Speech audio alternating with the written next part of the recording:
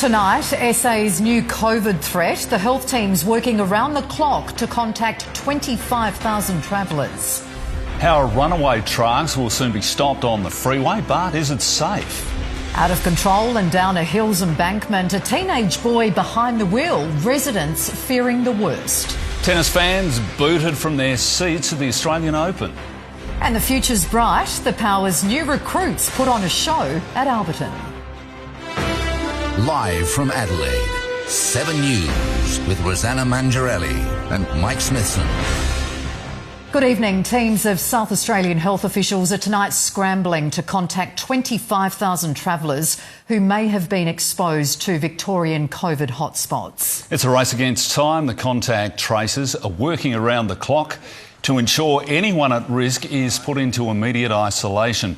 There's been just one new COVID case linked to the Melbourne outbreak, but authorities say the threat posed by the mutant UK strain remains very real. Lauren Rose is at Adelaide Airport tonight, and Lauren, many of the travellers flooded into SA to beat the border ban.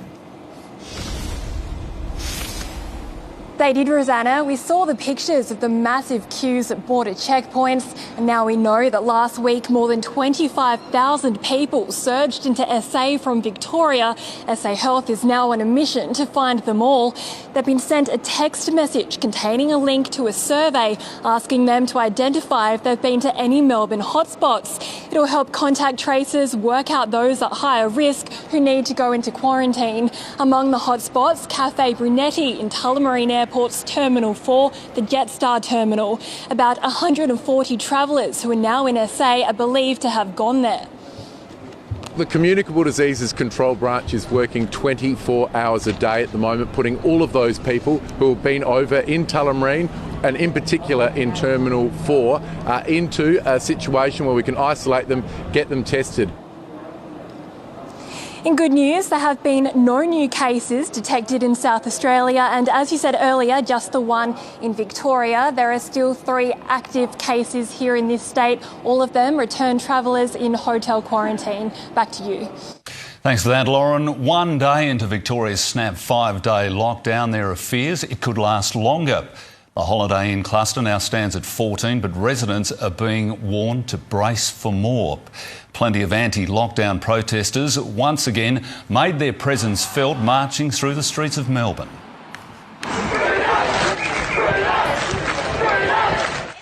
One man was arrested for assaulting a police officer.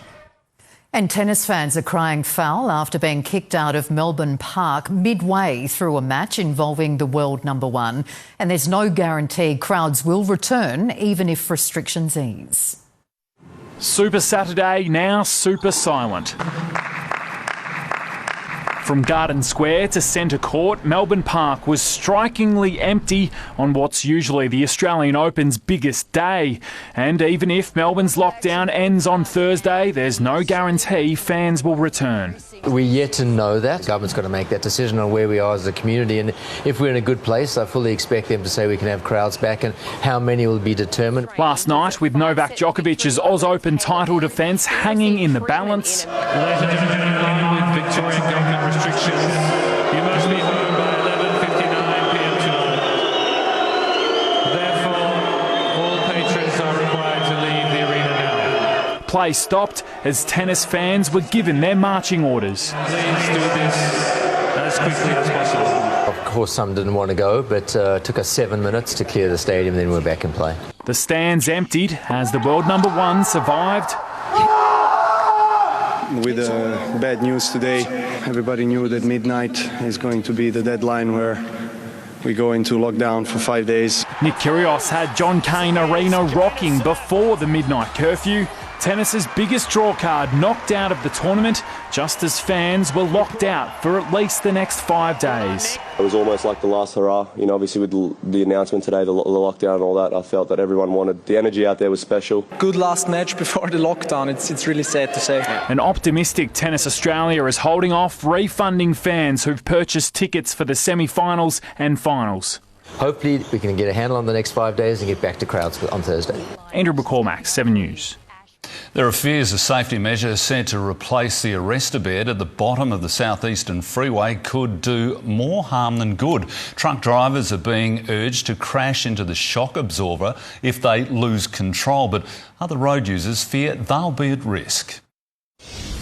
Carnage at the bottom of the freeway. A runaway truck ploughing into 3 stationary cars, killing 2 innocent motorists. Now, with truckies' last safety net, the arrestor bed, set to be out of action due to resurfacing works, authorities are relying on this. It's like a massive airbag for a truck. It's called a truck-mounted attenuator, a vehicle specifically designed to stop a runaway rig travelling at speed. Drivers deliberately crash into the back of the parked vehicle, which acts as a giant shock absorber.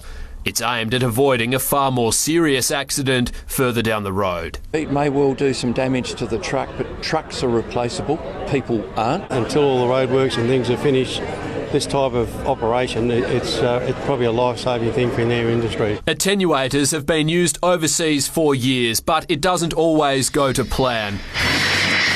Motorists fear the innovative safety measure could do more harm than good. Sounds a bit crazy. For the truck driver as well, that just sounds awful. There isn't what I would consider ideal. If, like you said, it's going onto the road and endangering other motorists, and I think it should be something more thought through. The Road Transport Association admits the idea of truckies deliberately crashing their rigs will take some getting used to. Most drivers have spent their entire careers trying to avoid collisions. We need them to see this and recognise that that's my new arrestor bed. They're expected to be in place from next week. Tim Yateman, 7 News. 80 homes are without water tonight after a spectacular burst main near Victor Harbour. The pipe let go just after 3 this afternoon, sending a gusher 30 metres into the air. Police have closed Mentone Road until repairs are finished, and water should be back online around 9:30 tonight. 2 teenage boys are lucky to be alive after their ute crashed through a guardrail and plunged down an embankment into Brown Hill Creek. Residents say they feared the worst when the young driver lost control just before midnight. Seconds before the crash, a Holden ute is caught on camera passing the Brown Hill Creek caravan park with another on its tail. My daughter actually heard the car driving down the road and said they were going at high speed, and heard some squealing but didn't really hear an impact. We didn't know whether they were going to live or die. The ute crashed through a timber guardrail, plunging around 30 metres down an embankment into the water below. 2 teenagers inside were trapped. Their friends in the vehicle behind called emergency services for help. Well, they just missed a couple of big trees and ended up, going down the creek. It could have been a lot different for them if they hit one of the trees too. Paramedics pulled the pair from the wreck, rushing them to the Flinders Medical Centre for treatment. Both the 17-year-old driver from Glandore and his 17-year-old passenger suffered serious leg injuries. One of their legs was impaled by a tree branch. There could have been 2 fatalities, and if they were racing up the road. I hear that there was another car coming up as well. Brown Hill Creek residents say there has been a problem with hoon driving in the past, and they're pleading with motorists to slow down. The speed limit is 40 kilometres an hour. If they want to let off steam, they should go and do it in a controlled environment, go and get some practice at one of the race circuits or whatever, and learn how to drive properly. Peter Caldecott, 7 News. For the first time since the start of the pandemic, pods of up to 500 people are being allowed at a music festival. Gertie Sperling's at Glenelg Beach tonight, and Gertie, there are still tough restrictions in place though. There are, Rosanna. Ticket holders aren't allowed through the gates unless they've brought their own chair, and they must remain seated at all times throughout the concert. They can only move about if they're purchasing food and drinks, going to the toilet or seeking first aid. Dancing's still a firm no, and mingling between groups in these large pods is off the cards too. For the music industry, it's still a step forward towards creating a better atmosphere. And organisers and performers here this weekend are just relieved the concert's going ahead after the sudden closure of South Australia's border with Victoria.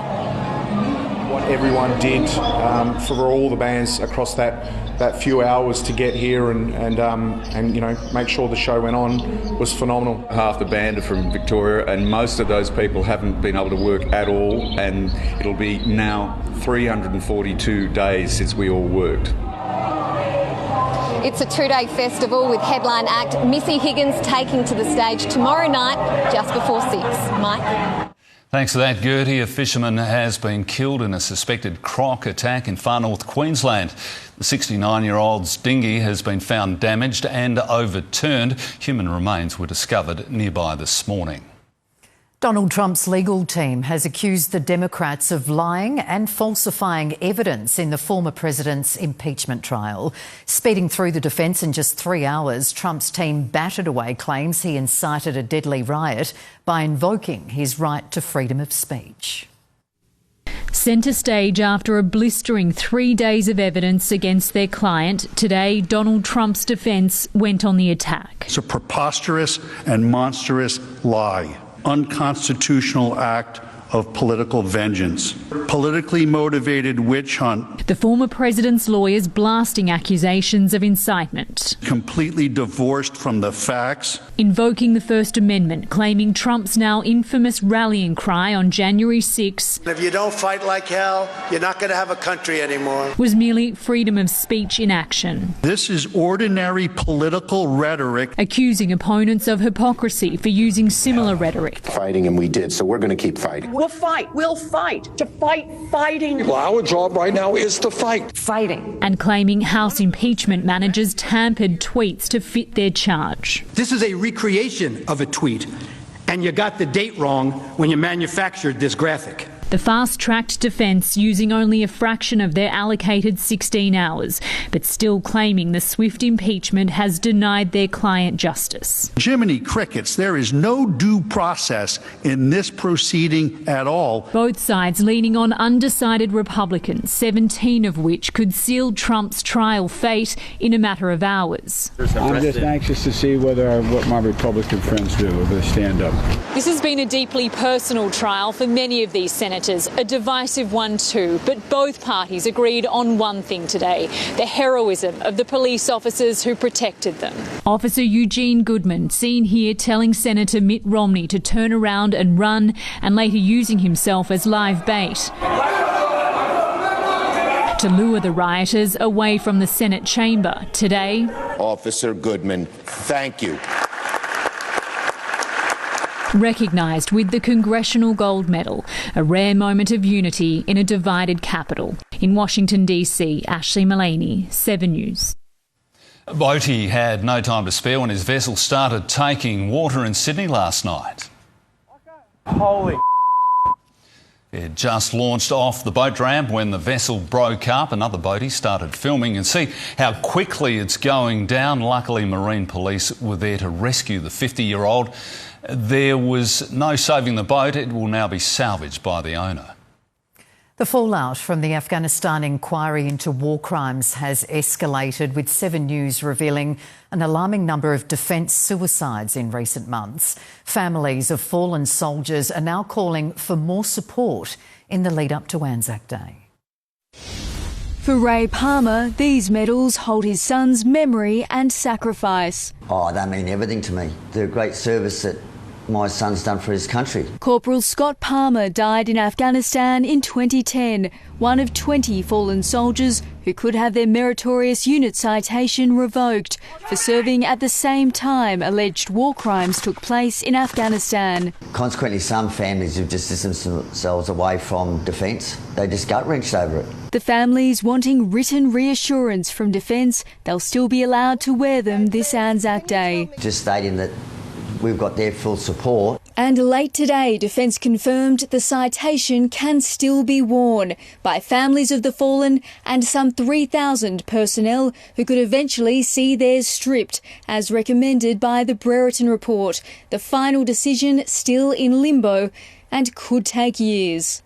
As new figures obtained by 7 News reveal, at least 7 suspected suicides involving serving members or veterans this year alone, 25 since the Brereton report's release in November, 67 in the past year. Veterans calling for more support. There are all these resources available that we keep getting told about, but no one is proactively applying them. The Department of Veterans Affairs says anyone who may be struggling is encouraged to reach out for help. Those needing support urged to call open arms. Olivia Leeming, 7 News. Qantas is raising the bar when it comes to Valentine's Day plans, with a 787 Dreamliner leaving Adelaide Airport tomorrow morning for Antarctica. The 12-hour charter will give passengers a spectacular view of the untouched icy plains and jagged mountains before returning to Adelaide. Tickets on board the sold-out flight range from $1,200 to a whopping $8,000.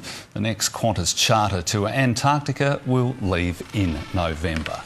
Oh, what an experience that would be. Let's check in with Bruce now. What's coming up in sport, Brucey? Well, Rosie, it's almost footy weather. Not quite Antarctica, but it's almost footy weather in the middle of summer. So Port Adelaide got away an internal trial down there at Alberton. We'll show you all the new faces and who look the goods as competition for spots heats up. And our Reds that don't like being away from home, letting in 4 goals in the closing stages to cop a belting from the new boys. All that, plenty more below, coming up a little bit later on. Can't wait, Bruce. Next, the remarkable rescue of a 4-year-old girl trapped and alone down the bottom of a well. Don't miss that story, coming up right after the break. It's cold outside and Britain is in a financial freeze, an economic hit not seen for centuries. Valentine's duds, the scammers ripping off Australians looking for love. And it's farewell for a luxury aircraft made famous by Frank Sinatra. Federal Labor MP Nick Champion's making the switch to state politics, nominating for pre-selection in the seat of Taylor. He's served in the northern suburbs for 13 years in the federal seat of Spence, formerly known as Wakefield. I guess I want to be closer to the coalface, closer to the community and closer to delivering jobs and, as I said before, economic and social infrastructure. The electorate of Taylor is currently held by John Gee, who's announced he won't contest next year's election. And the Premier's chief media advisor has been pre-selected for the Liberals in Schubert. Ashton Hearn is from a well-known Barossa Valley family, which includes her brother and West Coast Eagles skipper Shannon Hearn.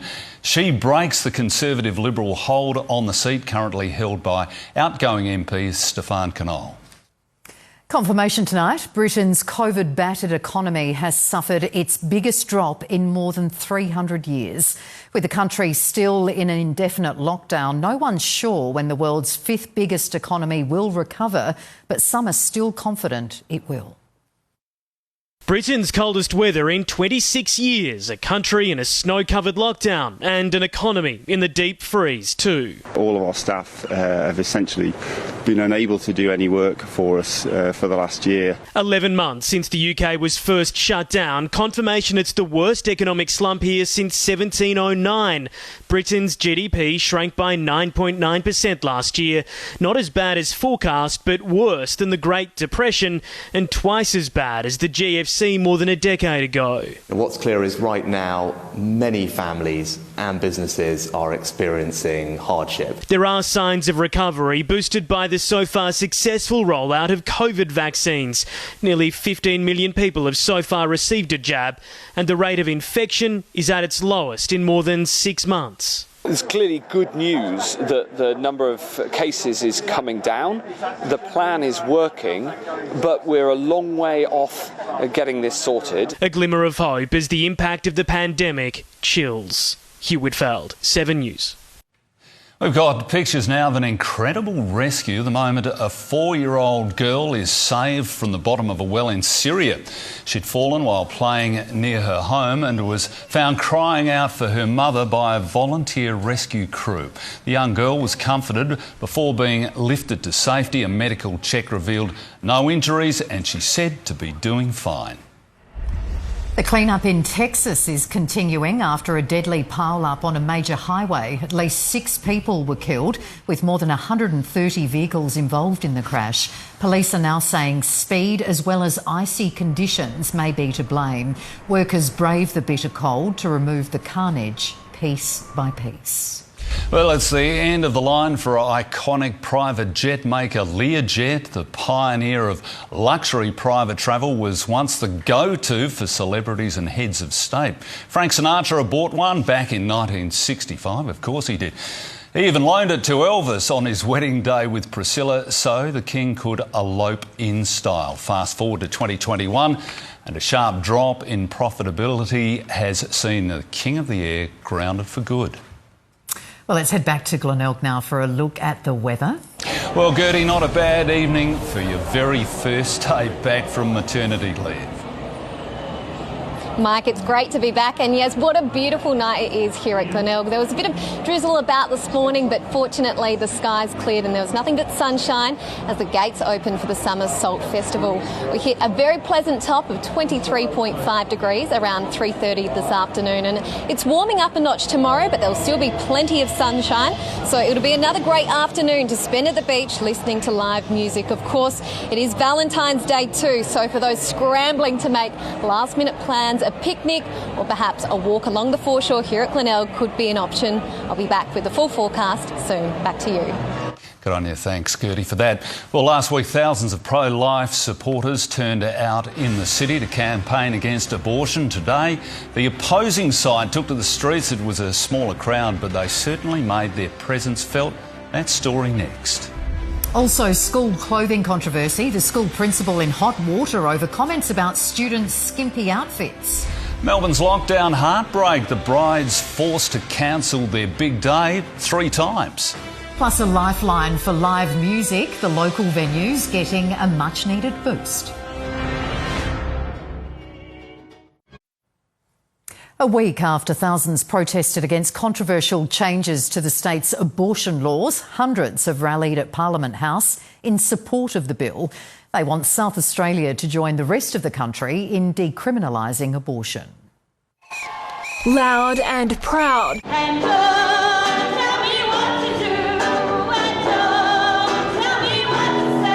For a second week, the abortion debate has taken centre stage on the steps of Parliament.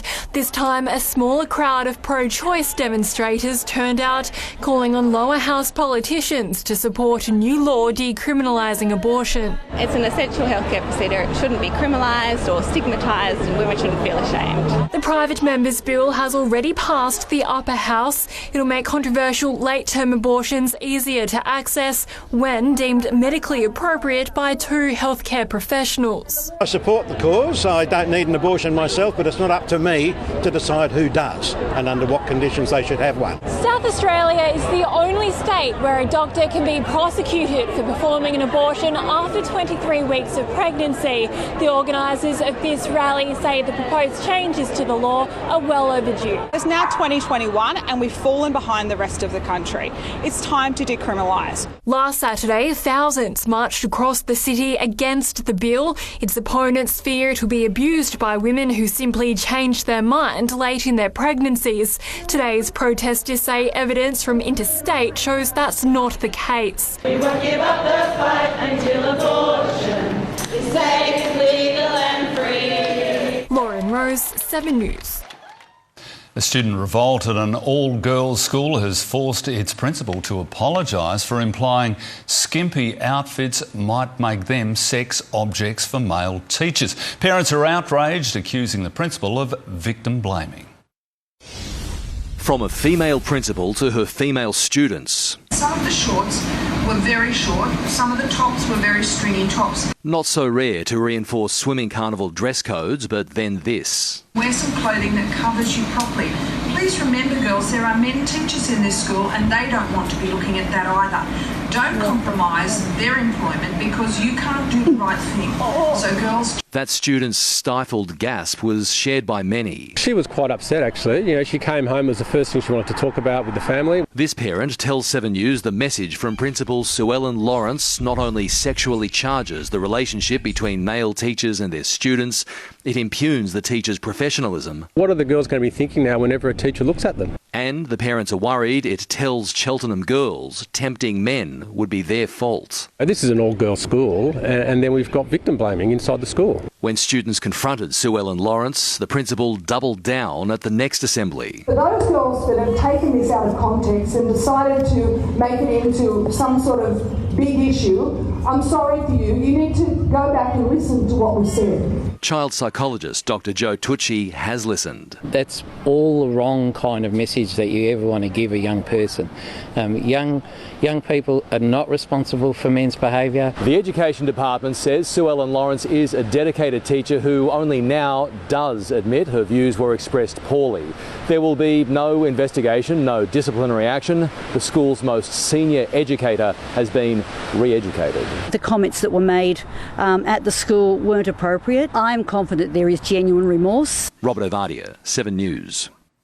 Brides and grooms across Victoria have rushed to the altar to say I do before the clock struck 12. But hundreds of couples due to be wed this weekend have been forced to cancel their big day, some for a second, even third time, due to forced lockdowns. Rushing to the altar. With just 4 hours' notice, Carly Coonan and Justin Bulba finally tied the knot. This is we'll call it the COVID glass. Let's smash it. They weren't the only ones. Nicholas and Anthea Giorgio were meant to get married tomorrow on Valentine's Day. We just wanted our big fat Greek wedding. But thousands more were forced to cancel their big day, some for a second or third time. Michaela Redlick was setting up for her dream wedding in Rutherglen, which was meant to be today when her fiancé broke the news. We were putting out the signs and Anthony called me and just said, I don't think it's going to happen. But through the heartache of cancelling for the second time, the close-knit community of Corowa came together. The Country Women's Association, who have 24 members, they were expecting a women's IT yesterday with 30 people and we turned up with 70 all crying our eyes out. Supposed to be brides also spreading the love, not letting thousands of dollars worth of flowers go to waste. The snap lockdown has thrown the entire industry into chaos on what's arguably the busiest wedding weekend of the year. Cassie Zervos, 7 News. Tough times indeed. Well, live music venues have taken a battering in recent times, but now a lifeline, the cash injection that could keep them afloat. A worrying rise in the number of scams targeting those unlucky in love.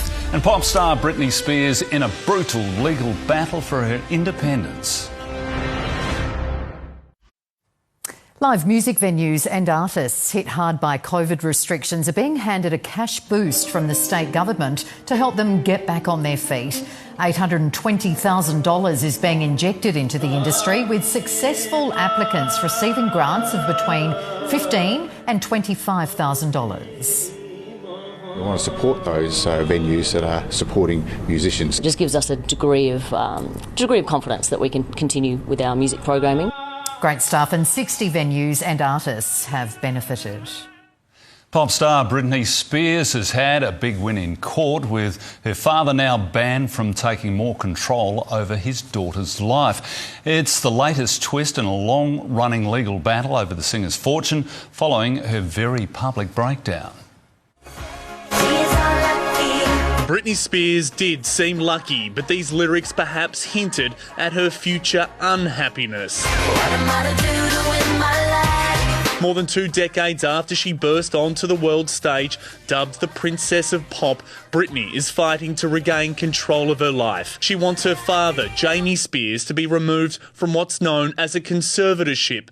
After a very public breakdown, he took charge of much of her life. Not just the vast fortune she amassed, but contact with her teenage sons, even her ability to vote. What do we want? Free Britney! Her legal battle has spawned a whole Free Britney movement. Some of them are outside court to support the singer, now nearly 40, in this latest leg of the challenge. She's a grown woman and she does not deserve to be shackled by her own father. She won a partial victory. Her father must continue to share decision-making with an independent company appointed by the courts. But friends like rapper Pitbull would like her to have more freedom.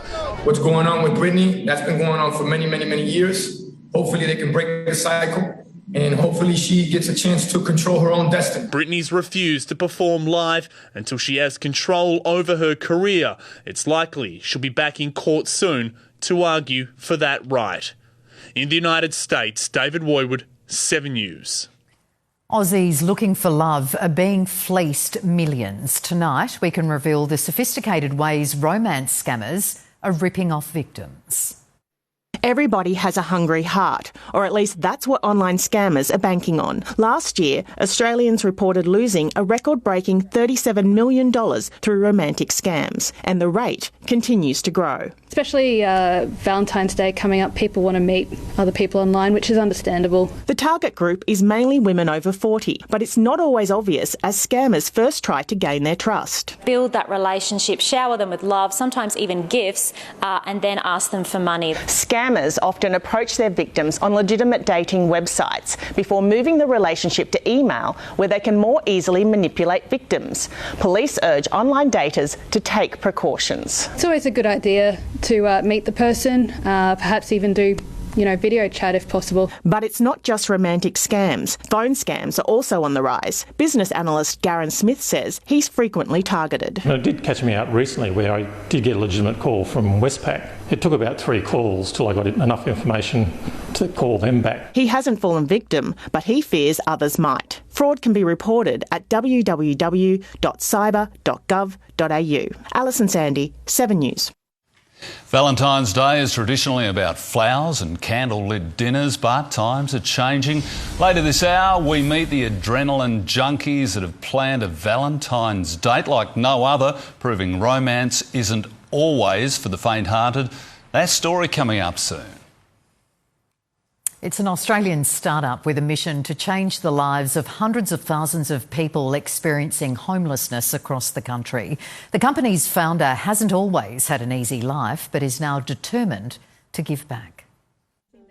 Born on a small island in East Africa, Simla Subudu has always had one dream: to help others. I look back at my journey and I go, those second chances I have had, why not giving that to someone else? She moved from Mauritius to Sydney when she was just 18. Have I not been in Australia? Have I still been in Mauritius? Probably wouldn't be alive. Like many others, the now 38-year-old was left jobless last year as a result of COVID-19. Instead of going on Job Seeker, she decided to start up Slack Flowers, sending loving acts of kindness, a business that trains the homeless to become florists and have a full-time job. They are experiencing homelessness is because it's hard for them to get a job. They don't have a permanent address. Slack officially opened 1 month ago and already employs 4 people off the streets. That we're giving back, and I think that's what got me excited. They are so skilled, like you teach them and they get it. By 2022, Slack wants to have stores in every capital city, supplying unique arrangements for special events and jobs for around 300,000 Australians currently without a home. It's not just an arrangement, but it's got so much personality. A gift giving vulnerable people hope of a future. Keziah Dawn, 7 News. Time for sport now, and Harbour Port's new recruits, well, they were on show today. Well, Smith, you're talking about a team that was a kick away from a grand final last year, squeezed some new faces in there with a team that they think is going somewhere. This is keen to get their best impression down at Alberton today. Coming up, we'll cross live to Alberton to break down Port's internal trial as the battle for spots gets red hot. Adelaide United's issues away from home continue with Carl Viet's men copping another hiding. And South Aussie Joe Ingles delivers a season high for the league-leading Utah Jazz.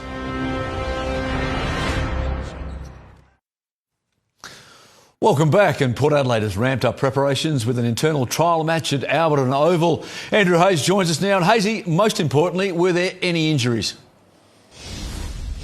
No injuries, Abba, which is good news. In fact, there was only 3 players from the list that was missing today. That was Mead, McKenzie and Goldsack, but all 3 of those players expected to return over the next couple of weeks. Now, only a select number of members were actually allowed through the gates today. That was thanks to the AFL's strict COVID protocols, and they got to see 4 full quarters, which gave the players a chance to readjust to the longer games, which will be coming back this year. For the record, the black team won, and so they should have. The majority of that team was made up of automatic starters, particularly in the second half. The game also gave several new players the chance to impress, and they didn't disappoint. Port were lauded for their work in the trade period, and today was the first chance to see if it paid off. Fantasia played like someone with new energy. Several times he linked up beautifully with Gray and Rosie, and along with a fit and firing Dixon, there are no weaknesses in the forward line. We feel like we've got a really good mix in the front half of the ground. We've worked really hard on that over the summer to be more probably efficient going forward, and we saw some good signs of that today. The back line is just as solid. Ali looks comfortable and Port finally have that extra tall. Huttler played the majority of the game despite off-season surgery, and Burton looks smooth after several soft tissue injuries last season. It's probably one thing that we've identified over summer is that we've got some really good depth. It's going to be hard for spots, and it probably showed that again today. I think some guys played some really good footy, so that's a positive. Rosie is still being managed with an ongoing foot issue, but you wouldn't know it. He booted 6 goals. It's nice, obviously, to get back feeling almost 100%. I've had a couple issues over pre-season, so I've had the last couple of weeks to get fit and ready for this weekend, and hopefully I can push on from here, and hopefully no dramas throughout the season with the foot. And new draftee Jones showed he'll be in the mix for a spot early in the season. He's obviously a tremendous talent. We saw today just some of his power and his ability to be able to get out of traffic is AFL standard, and time will tell of whether he turns into a good AFL player. Laddams and Lysett got plenty of game time into their legs, as did Wines and Boak, and with such a healthy list, there'll be plenty of tough decisions to be made over the next few weeks. Andrew Hayes, 7 News. In the AFLW, the Crows have made 3 changes for tomorrow's Dockers clash at Nord, including captain Chelsea Randall, after she experienced delayed concussion symptoms during the week. Novak Djokovic's chances of defending his Australian Open title appear to be in tatters due to a torn stomach muscle. Nick Kyrgios was beaten but far from disgraced in a 5-set epic against Dominic Thiem. Kyrgios led 2 sets to love, but the US Open champ prevailed in 3 hours and 21 minutes. Oh, and that completes an incredible fight back from Dominic Thiem. The crowd within Rod Laver Arena was forced to leave mid-match due to Melbourne's COVID shutdown. Djokovic defeated Taylor Fritz, but injury may force him out of the tournament. Okay. Well, I know it's a tear, definitely, of the muscle, so I don't know if I'll manage to recover from that. Djokovic is due to play Canada's Milos Raonic tomorrow. Mitch Marsh says he should be right to resume bowling during the upcoming T20 series against New Zealand. Marsh suffered a side strain during the Big Bash, but has been bowling at Australian net sessions conducted during quarantine ahead of the 5-game series against the Kiwis. The bowling's coming along well, back off a long run now, which is great, so I have a really good lead into the first couple of games. On day 1 of the second test between India and England, Virat Kohli was bowled for a duck. Adelaide United has sunk to its 3rd straight loss after a 4-0 thumping from A-League new boys Macarthur. The Bulls made the Reds pay for some sloppy defending, Adelaide continuing its horror form on the road. When it rains, it pours. After 3 losses on the bounce, heads are starting to drop at the Reds. The first goal sort of killed us, but then to go ahead and then concede another 3, that's not good enough. The Reds rarely threaten going forward, failing to even register a shot in the first half. Elsie and Smith coming to the rescue at the other end. But after an hour of desperate defending, Macarthur finally broke through. And after they were breached once, the Reds fell apart. Derbyshire and Milligan finding the net in quick succession before Derbyshire grabbed his hat-trick to complete the rout. Oh, Derbyshire! Hat-trick! Adelaide United, like statues at the back. It doesn't get any easier for the Reds. Next up, they'll face the table-topping Mariners on Friday. Lucas Rinaldo, 7 News. Superstar sprinter Nature Strip is back with a blistering run in the Group 1 Lightning Stakes at Flemington. South Aussie jockey Jamie Carr cementing her status as one of the world's best with her 4th Group 1 win. Nature Strip is going to do it. Nature Strip wins from September runs. I'm a bit emotional. That was amazing. It was. In Sydney, it was the James Cumming trained filly Colette in the Group 2 Apollo Stakes ahead of Coling. In the NBA, South Aussie Joe Ingles hit an equal career-high 27 points in Utah's 14-point win over the Milwaukee Bucks. 2 of the other games, bright young stars had a shootout. Luka Doncic hit a personal best 46 points, while Zion Williamson scored 36 in Dallas's 143-130 win over New Orleans. South Aussie Joe Ingles. from Happy Valley. Done well. He's gone all right, isn't he? They breed them very well. On the NBA Suburbs. stage. They earned a little bit more than AFL players too. Well done, Joe. Wise selection. You went NBA basketball. Fantastic. Good on you. Thank you so much. Now, it's no surprise to you boys that it's Valentine's Day tomorrow, but not everyone will be celebrating in the traditional style. In fact, some Adelaide couples have chosen to take their love to the extreme. That story next. And weather-wise, it'll be a picture-perfect day. Then it's heating up. The details after the break. When it happens in Adelaide, you'll see it first on 7 News, Adelaide's only local morning news. 7 News has obtained exclusive pictures. The day's wrap-up, first at 4, and the big picture in SA's Best News Hour at 6. Adelaide's home of local news is 7 News. Now, forget chocolates and candlelit dinners this Valentine's Day. Couples are mixing it up, Smitho. Yes, they are, Rosanna. From adrenaline junkies to the more arty types, here's how loved-up South Aussies are planning to celebrate in style. Proving romance isn't always for the faint-hearted. It's not sitting down eating dinner and having a box of flowers and roses and stuff. Instead, Jess and Christine are celebrating Valentine's with a wild jet ski tour along the coast. At least get thrown off once or twice. And they're not the only ones, with tour operators fully booked out this weekend by thrill-seeking lovebirds. It's bonding. I feel like the best memories in life are when you're doing something fun together, you know, not just sitting in a restaurant eating dinner. Some are choosing to swap the roses for brushes, while today it was pooches. For Valentine's Day tomorrow, Studio Vino will be hosting a Paint Your Partner session for loved-up couples. Mostly just a really good time. They have a laugh for 2 hours and have a few drinks and relax. And it's just something different most people haven't done ever with their partner. Others have kept it a little more traditional, with scores flocking to the Central Market in a last-minute dash to pick that perfect bouquet for that special someone. Yeah, she loves her flowers, so just something special for her. Well, I'm doing very well at buying flowers today. In the past, not so much. Oh, that is so bad. We're working on it. Leaving florists run off their feet. As you can see, our shelves are almost empty, so it's been very good. We've been very happy with the results. And movies are still a hit, but this year, why not take the date outdoors? On its final night of the summer, Botanic Park's Moonlight Cinema will be screening a romantic classic. Still Rosie Barnett, 7 News. I think that's The Notebook, Smitho. That's one of the most romantic movies out there. Oh, I haven't seen it, but I'm sure you're all organised for Valentine's Day, no doubt. Not quite. Let's take a look at the weather now. And Gertie, it's going to be a gorgeous summer's day for Adelaide's lovebirds, isn't it? It certainly is, Rosanna. Mostly sunny and 27 degrees. Cupid's got to be happy with that. It will be a little cool overnight though, but don't be fooled. Summer's not done with us yet. It'll warm up to the mid-30s by mid-next week. Right now though, it's a very pleasant 21 degrees here in Glenelg. Overnight, it dipped to 14.5 in the city. Across the state, maximum temperatures range from 29 in Roxby Downs to 23 in Edithburgh. To the charts, and a high-pressure system's driving the warm and calm conditions. It's sitting south of the Bight and will move southeast, then settle in, allowing that heat to build. Interstate tomorrow, a shower or two for Brisbane, 25 for Sydney, mostly sunny and 21 for Hobart, hot in Perth, 35's the top there. Back home, it's looking hot in the far northeast. Moomba's heading for a top of 34, warm overnight too, dropping to just 20 degrees, 31 for Coober Pedy.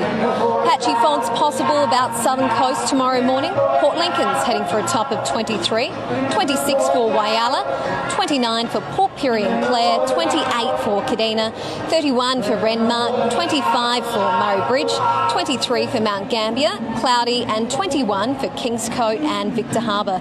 In the city, down to a cool 13 degrees overnight before that glorious top of 27. It will start to get a little breezy in the evening though.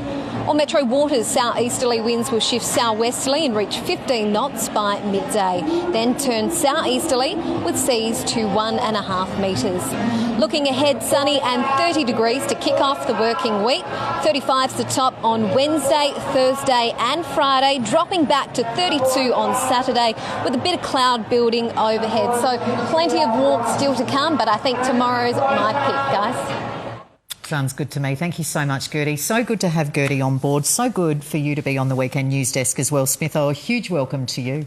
Together at last. It had to happen, didn't it, one day? That's great. Thanks, Rosanna. Great to be here. We'll do it all again tomorrow night, but that's all from the 7 News team for now. Thanks for your company. And we'll have updates throughout the evening as well. Until then, good night.